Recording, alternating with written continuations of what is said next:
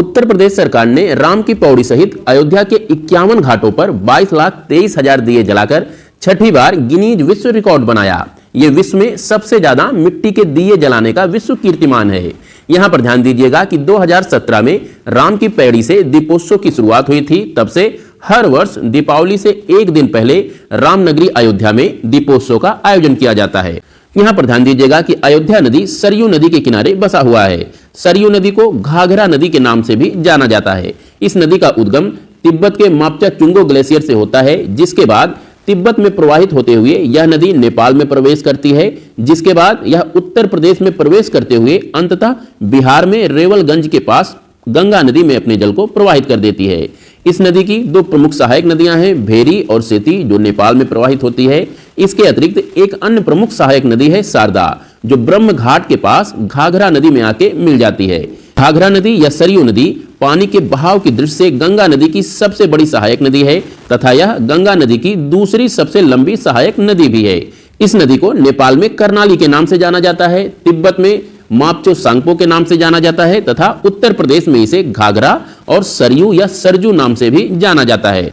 उत्तर प्रदेश के Aligarh municipal board ने अलीगढ़ शहर का नाम बदलकर हरिगढ़ करने का प्रस्ताव पास किया। यह प्रस्ताव अब अंतिम अनुमोदन के लिए राज्य सरकार के पास भेजा जाएगा, जिसके बाद अलीगढ़ का नाम बदलकर हरिगढ़ किया जा सकता है।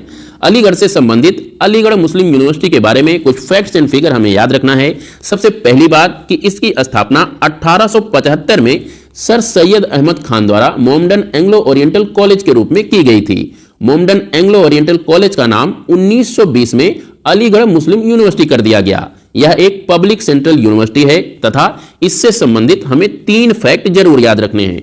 सबसे पहली बात कि मोहम्मद एंग्लो ओरिएंटल कॉलेज की स्थापना कब हुई, तो 1875 में हुई। इसके संस्थापक कौन थे, तो सर सैयद अहमद खान थे। और किस वर्ष इस कॉलेज का नाम बदलकर AMU कर दिया गया, तो ये 1920 है।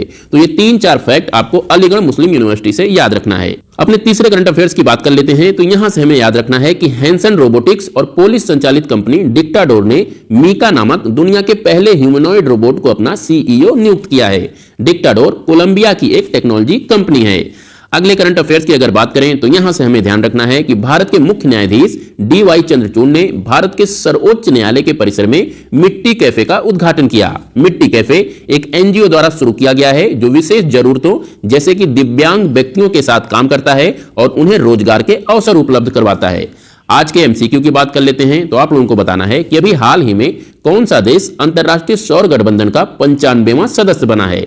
आपके ऑप्शन है अर्जेंटीना, नॉर्वे, चिली या फिर स्वीडन। इस MCQ का जवाब आप लोग कमेंट में दीजिएगा।